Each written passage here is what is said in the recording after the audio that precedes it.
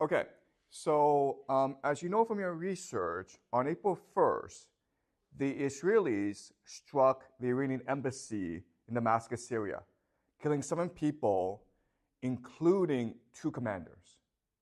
This is an act of war because the embassy is considered Iranian territory. And never before has this been done intentionally. Okay? And this follows the assassination of their general Qasem Soleimani in 2020, right? This is when the Americans launched a drone strike against him in Baghdad. And he was really the top, one of the top Iranian generals. And what both of these incidents show us is that the Americans and the Israelis have dominance over Iran, okay? So military dominance. So the first thing is they have technology, right? So technologically, America and Israel are so much superior to Iran. So that there's a jet that went from Israel and went to Damascus to carry out the strike. Now, if you did the research, you would know that the Canadian embassy is right next to the Iranian embassy. And the strike was so precise that it only hit the Iranian embassy and didn't touch anything else, okay? That's a precision strike. That's how powerful the technology that the Americans and the Israelis have, okay? But the other thing that's important is the idea of intelligence. So how did the Israelis know that these commanders would be there at that time, right? That's intelligence. And intelligence comes in 2 forms, right? There's the idea of human and then signals. Signals is basically, I can listen in on your cell phone. I can track where you go. I know where your car is, right? That's signals and electronic intelligence. The other is human. So there are spies in the embassy who tell the Israelis that this meeting will happen. Okay? So this is clearly military dominance that Israel and the Americans possess over Iran. And when this strike happened, as you know, the Iranians had to respond. And this was called Operation True Promise.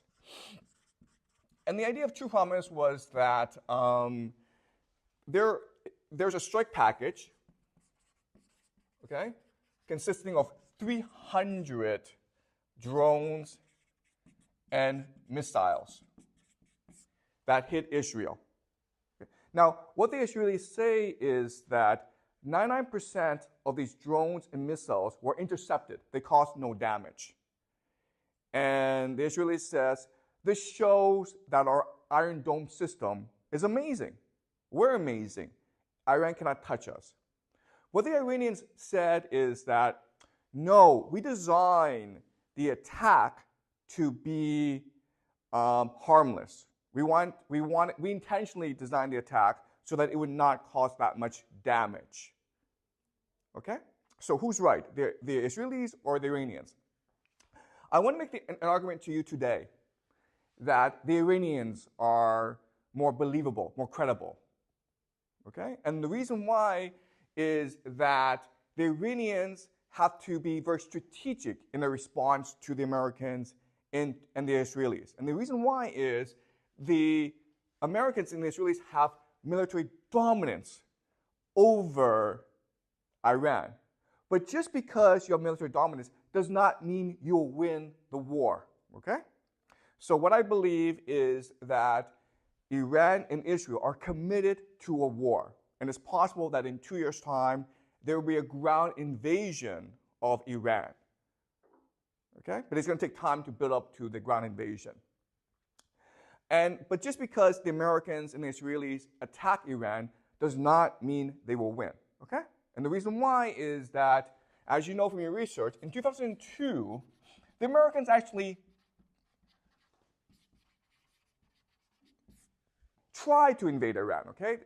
They ran a simulation called the 2002 Millennium Challenge. And the idea is, let's pretend that we will invade Iran and let's see what happens.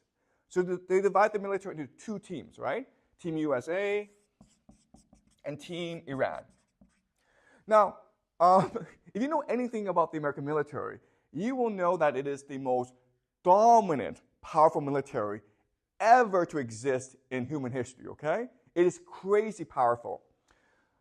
If the entire world were to get together and said, let's go fight the United States, the world would lose. The United States has the most powerful military in the entire world, okay? And Iran, it's a very poor country. So the United States invaded Iran, and they wanted to see what would happen. And it turned out that, who won? Iran won, okay? And the reason why Iran won is the idea of asymmetrical warfare.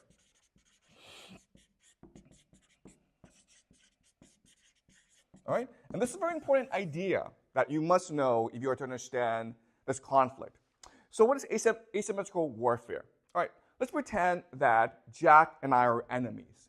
We hate each other and we want to kill each other, okay? Jack has armor and he has a machine gun. I have nothing, okay? So in most battles, Jack's going to kill me, right? But let's pretend that I live in a dark forest. And it's really hard to see in this dark forest, but I've been living there for decades, okay? So I know this dark forest very, very well. So if Jack attacks me in this dark forest, then it's possible for me to win because I can set traps, right? I can play tricks on Jack. And that's the idea of asymmetrical warfare, okay? Even though Jack is superior, because I'm inferior, I'm forced to be much more strategic in how I fight against Jack, okay? And so asymmetrical warfare means that as long as you can define the terms of engagement, as long as you can control how the war is fought, you will win. Okay? So let's look at what this means for Iran and the United States. So the United States has these aircraft carriers, and they cost like $1 billion, okay? They're very expensive, but they're very powerful. Now, in a symmetrical warfare, what would happen is Iran sends its entire navy against this one aircraft carrier of the United States. And then what happens? The United States blows up the entire Iranian navy, okay? That's what would happen. So you don't do that, okay? You do not send your navy against an American aircraft carrier. What you do instead is you send drones, okay, or drone swarms. So what they did in the Millennium Challenge was they had these suicide boats, right, charging these aircraft carriers. And guess what, guys? If there's a lot of them, like 1,000 of them, you can't stop all of them. And if one hits, then your boat sinks.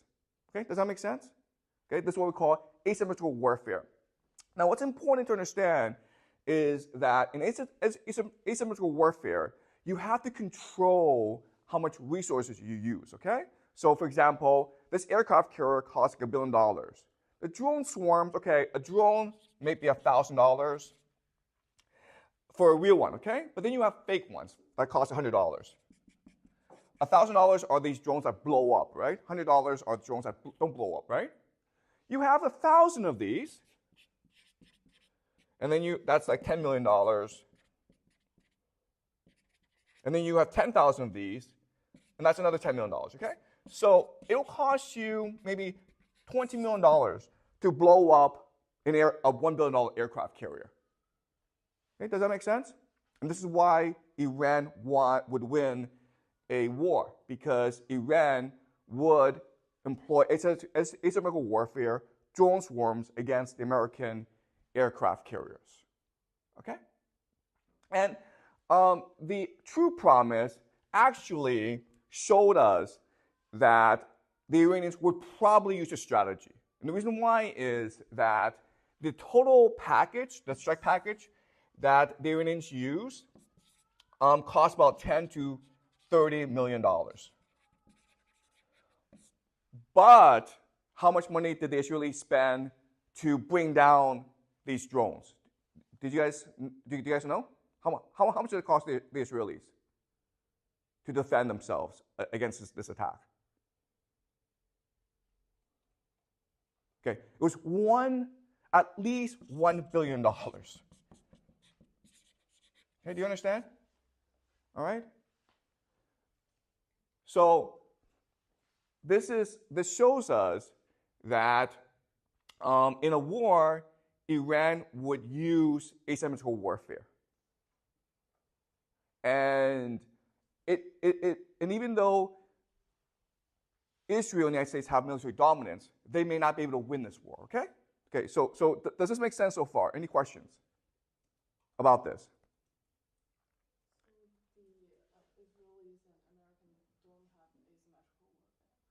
Okay, that's a really good question, okay? And the question really is, okay, listen, the Iranians will use this asymmetrical warfare strategy against the Americans. And so shouldn't the Americans respond with more strategic thinking? And that's a great question. And the answer is the Americans would not do that. Why not? Why is it that asymmetrical warfare is so effective against empires and dominant military powers? What's the problem of empires usually? What is their biggest problem? What is their fatal flaw?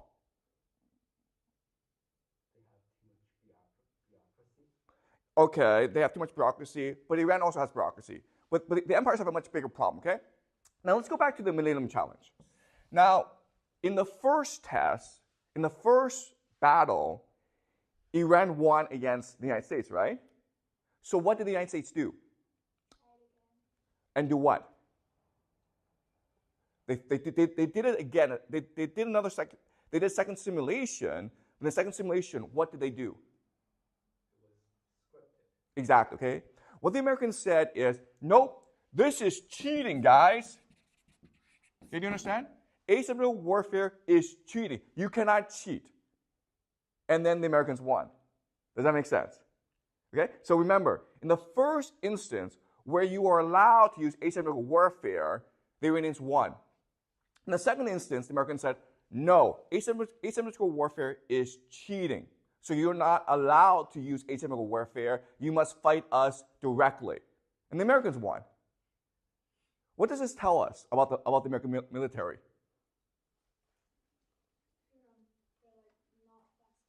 Exactly. Thank you. Okay, they are inflexible. Empires are inflexible, and the reason why is the idea of hubris. Right? If you're an empire, you refuse to admit your failings and faults. You become very stubborn. Okay? So it's back to the example of Jack has his machine gun, his armor. Right? He comes in the Stark Force thinking like, I'm invincible, right? And like everyone's like, Jack, don't go into that dark forest. It's stupid. But Jack's like, no, I have a machine gun. I don't care. All right? So that's the situation. That's why asymmetrical warfare is so effective, because it allows you flexibility and creativity, and the empire, the dominant power, refuses to be flexible and creative. Okay? Does that make sense? All right, and so the classic example of this is Vietnam, where the Vietnamese were clearly dominated by the Americans, but the Vietnamese were using extremely creative and flexible tactics against Americans, whereas the Americans insisted on their main military doctrine. Okay, does that make sense? All right, great. Okay, any more questions? That was a great question. Thank you. Any more questions before we move on?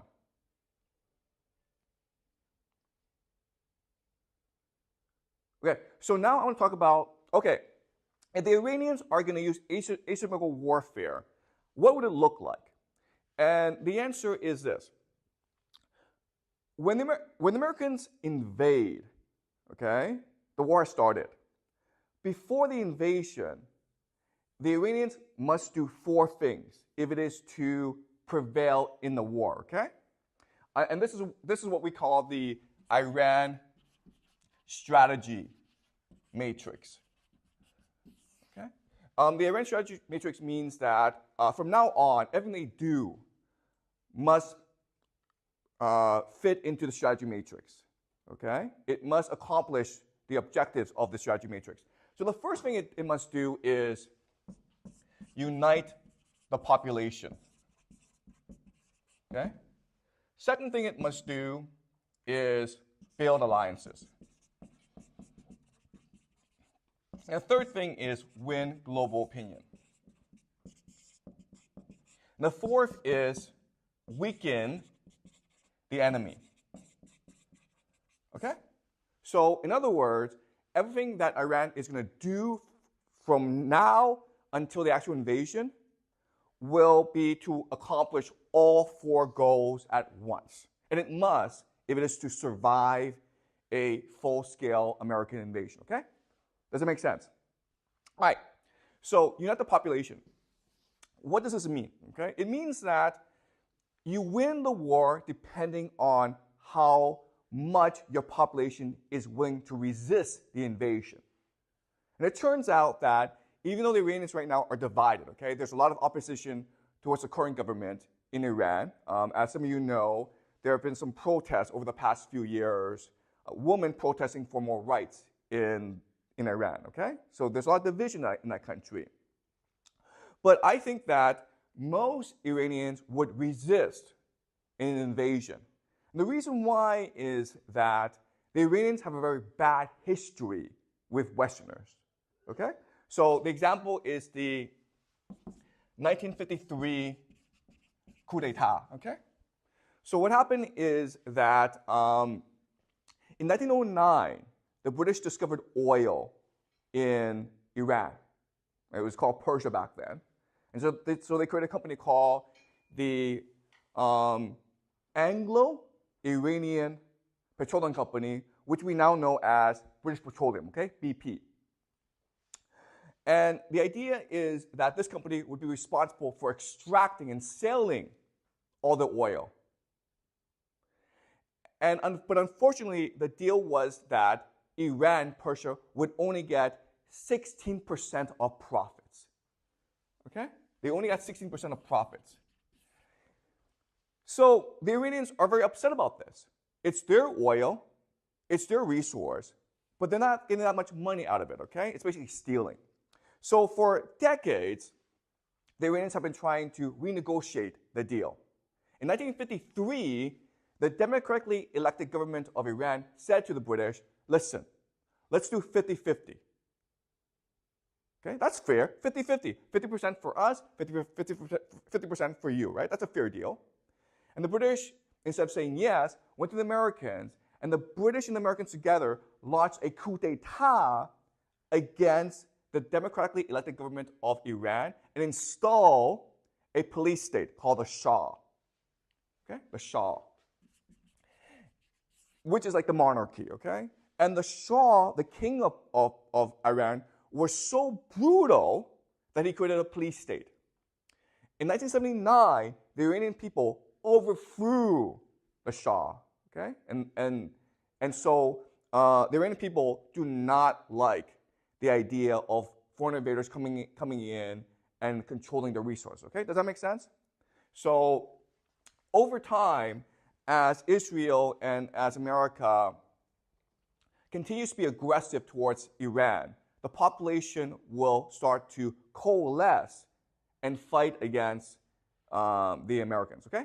So that's unite the population. Second is build alliances. Now, Iran has two layers of alliance. The first layer is called the axis of resistance, right? Which I asked you to research.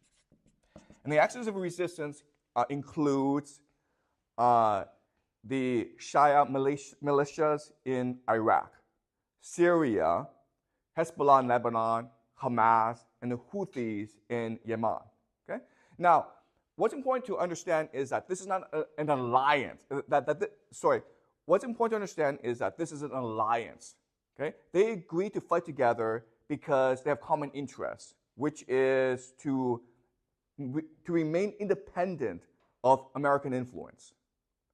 Okay?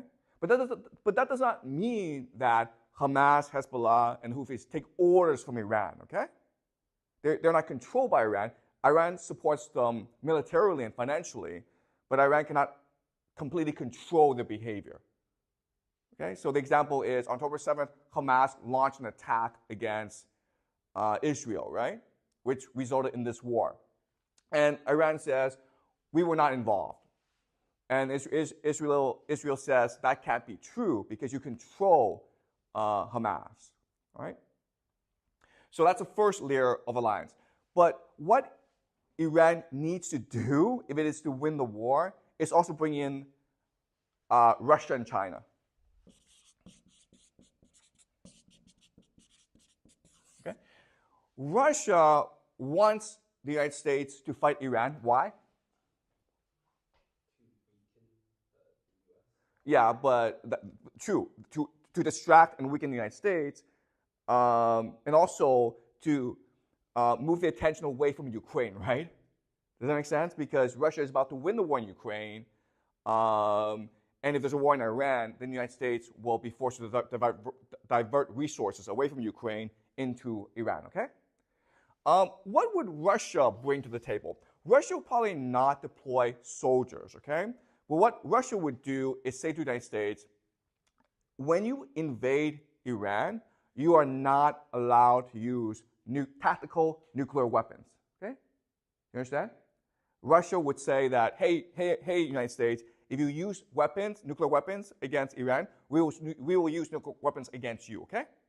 So basically, Russia would limit the military options of America in a war, which would be of tremendous benefit and advantage to Iran. Okay, does that make sense? China needs to help Iran. Why? What does Iran have that China really needs? What does Iran have that China really, really needs? It really needs this. The Chinese economy needs what? Oil, right? So basically, China can afford for the United States to take over both Iraq and Iran because then it can control the energy supply to China. Okay, does that make sense? So China would involve itself over time in order to make sure that it's able to obtain oil from the Middle East. China right now is getting most of its oil from the Middle East. Okay? But it will take time for Russia and China to get themselves involved. For Russia and China to get themselves involved in this conflict, Iran must prove two things. What are these two things?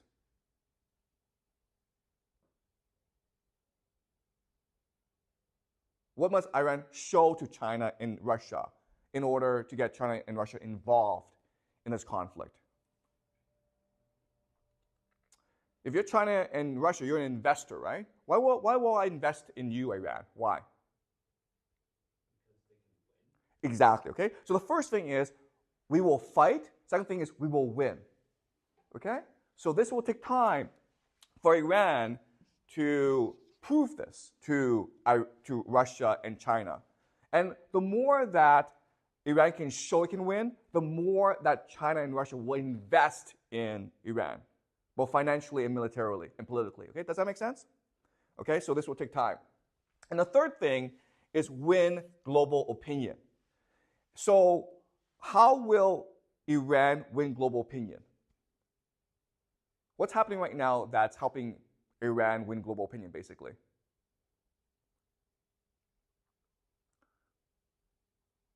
What's happening in the world right now that is helping Iran win global opinion? Or why is the world becoming more supportive of Iran? What thing is happening right now that is outraging or angering the world?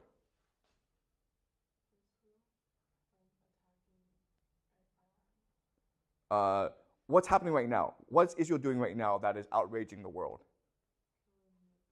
Yeah, Gaza, okay? So this is really important for Iran. It must maintain the world spotlight on Gaza, okay? Because what's happening in Gaza, it's basically genocide, right, where the Israelis are committed to solving the Palestinian problem once and for all. And that basically means removing the Palestinians from Gaza. They can go to Egypt, they can go to Jordan, it doesn't matter, okay? But the Israelis want them out of Gaza, okay? And so this will go on for many, many years. And as long as the attention is on Gaza, then people will become much more sympathetic towards Iran over time. Okay? If you've been following the news about America, there have been major protests at Yale and at Columbia and other universities about what's happening in Gaza, okay? All right. And the last is weaken the enemy. Okay, so what does this mean? It means that when the United States invades Iran 2 years from now, 6 years from now, who knows? But when it does so, it wants to build a large coalition of forces, okay? Because then it gives itself legitimacy, right? So this coalition will consist of NATO, Middle East countries, right? And Israel, Saudi Arabia, many, many countries. And what Iran needs to do is create conflict and dissent in this coalition. Okay? And the way it does that is by building up internal dissent. Okay? Does that make sense? There are many people, most people in America do not support a war against Iran. And so Iran needs to encourage this internal dissent. Okay? It can also create conflict between NATO and the United States, okay? Because obviously America will want NATO involved in its invasion of Iran, but why would France and Germany want to involve itself, right? Okay, does that make sense? So these are the 4 major goals of Iran, and it must accomplish all 4 goals if it is to survive an invasion, okay?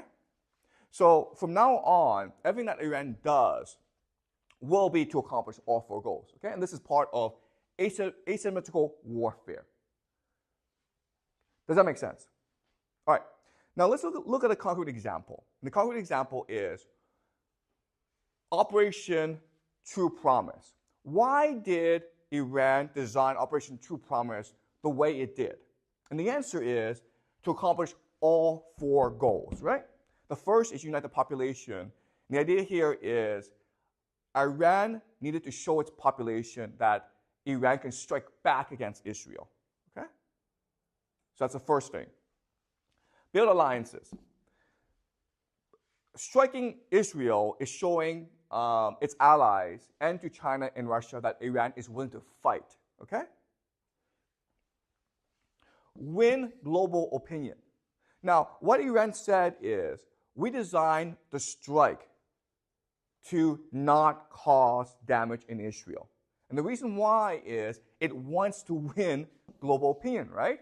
If it throws all these missiles and rockets at Israel and it kills a lot of people, then there'll be a lot of people sympathetic towards Israel.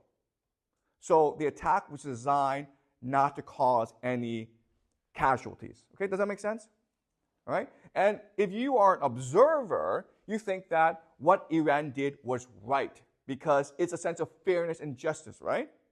What Israel did was wrong. It attacked an embassy of Iran in Damascus. That is against international law. And Iran, to save face, to pursue justice, threw some rockets at Israel. Okay? So most people think that Iran's response showed restraint, and it was a measured response. Okay, does that make sense? All right. And the last thing is weaken the enemy. Why would this weaken the enemy? Well, because after Iran attacked Israel, Israel wanted to show a strong response. Okay. And the reason why is that Israel has a policy of disproportionality. So Israel is committed to disproportionality. So what does that mean? It means that If you kill one Israeli, they'll come and kill about 100 of you, 1,000 of you, okay? If you throw one rocket at them, they'll throw 1,000 rockets at you. And the idea here is deterrence, right? To make you afraid of Israel so you would not dare to think to attack Israel. Okay? So when Iran attacked Israel for the first time, by the way, this is the first time that Iran has attacked Israel, then Israel was committed to a disproportionate response. Who stopped Israel from a disproportionate response? Who? Yes, why? Why would the United States say, Israel, do not strike back disproportionately? Why would the United States do that? They don't want a war with Iran. Yeah, okay. So the United States cannot afford right now to fight another war. And also, if the United States were to fight a war, it would have to do so by itself, okay? NATO would not involve itself. The Middle Eastern countries like Saudi Arabia, UAE, Jordan would not involve themselves either, okay? So the United States had to restrain Israel, and so this is creating conflict between Israel and the United States, okay? So that's why, so in other words, from a military dominance perspective, Operation True Promise accomplished nothing, okay, because you blew nothing up. But from an asymmetrical warfare perspective, you accomplish all your 4 major goals. And that's why the Iranians claim success. And you can make the argument that from a strategy perspective, it was a very successful operation. Okay? Does that make sense? All right. Any questions about this?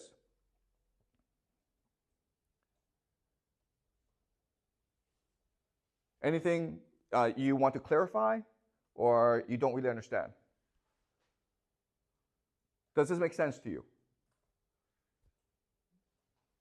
I just wonder, if China ever involved in the situation, will this impact our college life in the U.S.? Okay, so Peter asked a great question, this war, how will it affect us? We're going to the United States for college, we're Chinese students.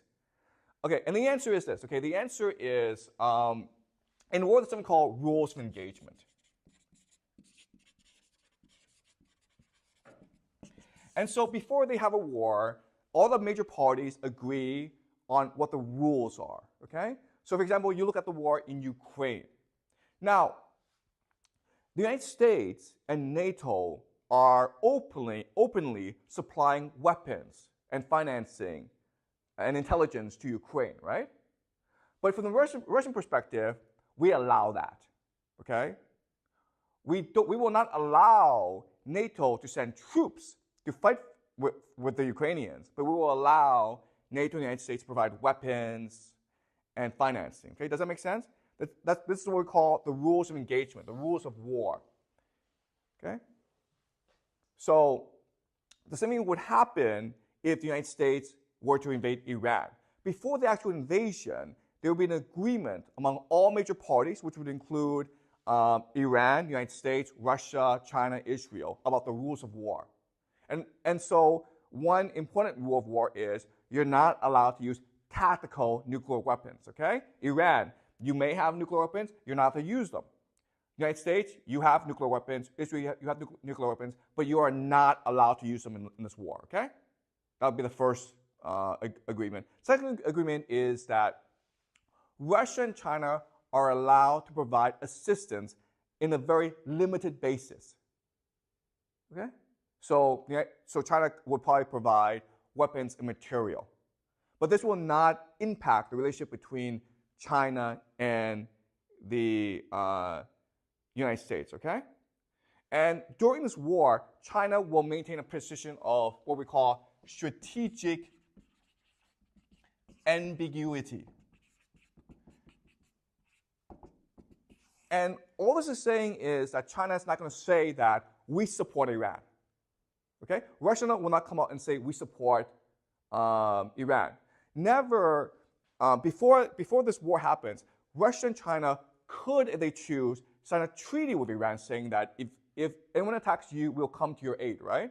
They will not sign this treaty because they need to maintain strategic ambiguity.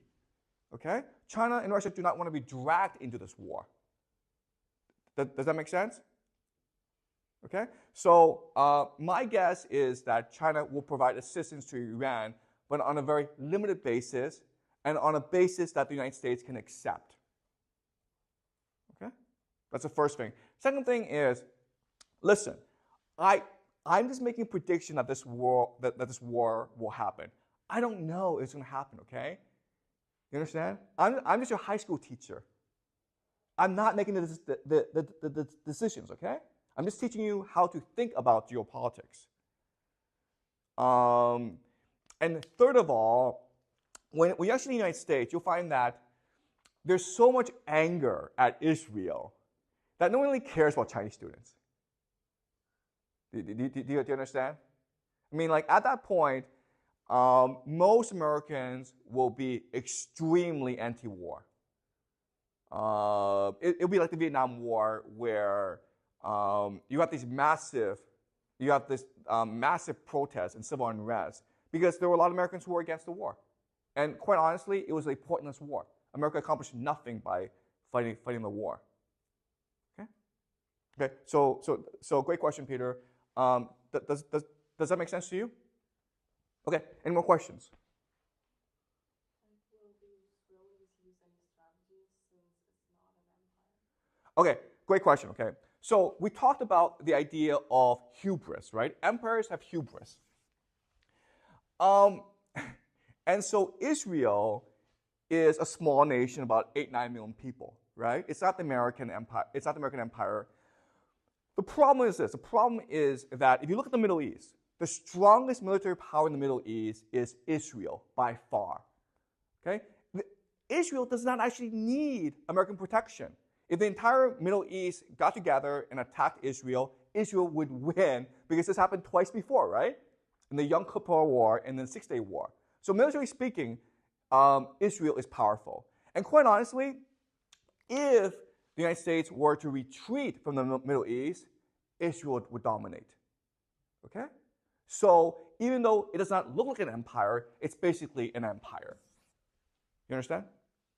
So therefore, it suffers from hubris. Okay?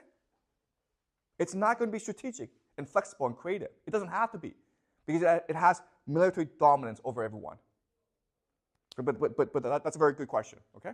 Just because Israel is small does not mean it is weak. It's very, very powerful. Okay? Any more questions? So the American has power in the Middle East that actually constrain Israel. Okay. The question is very interesting. So, is America constraining Israel? And you can make the argument both ways, okay? You can make the argument that American presence in Israel is preventing Israel from starting a regional war. Okay? But you can also make the argument that Israel right now is using America to pursue a lot of its geopolitical interests. Okay, so it's a very complicated question. Okay, but I think that I personally think that America is right now constraining Israel. Okay, because Israel needs American support, and that constrains the actions of Israel. But if America were not around, then it's possible that Israel unleashes the full might of its military. And its military is very, very powerful. Okay? All right? But if America were to leave the region, then I think Israel would become the dominant power in the region. But I think the same is true throughout the world. If America left Europe, who would become the dominant power? Germany, right? And if America left East Asia, who would become the dominant power? Japan, okay? Does that make sense? So I would say that the regional powers right now are Germany, Israel, and Japan. And it's American empire that's constraining all three right now. And if America were just like to go back home and isolate itself, then these three nations would rise to the top. Okay? Any more questions? What will happen to America after it loses the war? That's a great question, okay? So, first of all, listen, this is all theory and conjecture, right? America has not expressed any intent of invading Iran. And if America does invade Iran, then chances are it will win the war, okay? But an invasion of Iran, if it loses the war, it would basically mean the end of the American empire, okay? And the reason why is, if you look at why empires collapse, it's because of three reasons, okay? The first is the idea of extension, okay? Overextension. It's doing too many things at once, okay? It's fighting this war in Ukraine, it's fighting this war in Iran, it's fighting this war everywhere, basically, okay? The idea of overextension, that's the first reason. Second is the idea of debt. It basically just runs out of money, right? Because it's overextended. And this leads to the idea of civil unrest, okay? So the American empire is heading into a lot of trouble over the next 10 years because all three things are happening at once, right? Overextension, debt, and civil unrest. At the same time, the American empire is extremely wealthy and extremely powerful. So even though America loses the war, there's still no peer competitor to the United States. But all that means is that the world will divide into different regional blocks, okay? Where maybe Germany controls Europe, Japan controls East Asia, Israel controls the Middle East, okay? So more of a parallel world, okay? A multipolar world as opposed to a unipolar world where one nation controls everything. Okay? The decline of the American empire is going to take decades, possibly centuries. Okay? But we'll talk about this in future class. Okay? What will happen to America if it loses the war? Okay? Any more questions? Yeah? I'm a little confused. Will Israel or America attack Iran first? Or they are basically the same thing? Okay. So that's a good question. Okay. Okay, the ground invasion. What will provoke it? Okay. And that's something that I want to spend a future class on. Okay. But listen, we've done a lot of wars. Okay. And we know that America doesn't really need a reason to fight a war. Do you understand? It can just make up a reason. It doesn't care. So basically, the argument that I want to make is that if Trump wins the presidency, then it's most likely that he will start a war against Iran. Okay, that's what I think. I think it will be Trump who initiates the war, and I think that it will happen maybe 2 years from now. But is there possibilities that Israel will just fight against America? Like, if they're like under constraint and they're disagreeing with it, maybe? So this is a very complicated question, okay? Like, what's the relationship between Israel and America? And the reason why it's complicated is that there's something called the Israel lobby. And again, we need to spend an entire class on the idea of the Israel lobby because it makes no sense, okay? It's really hard to understand by itself. So I'll spend an entire class on the Israel lobby, and then you understand why there's an alliance between Israel and America, okay? All right, but thank you, okay? Any more questions? So just to summarize, we will do a class on Jack's question, what will the war look like, and what will it mean for America if it loses the war. We'll also do a class on David's question, which is, what's the relationship between Israel and America? Okay. Any more questions?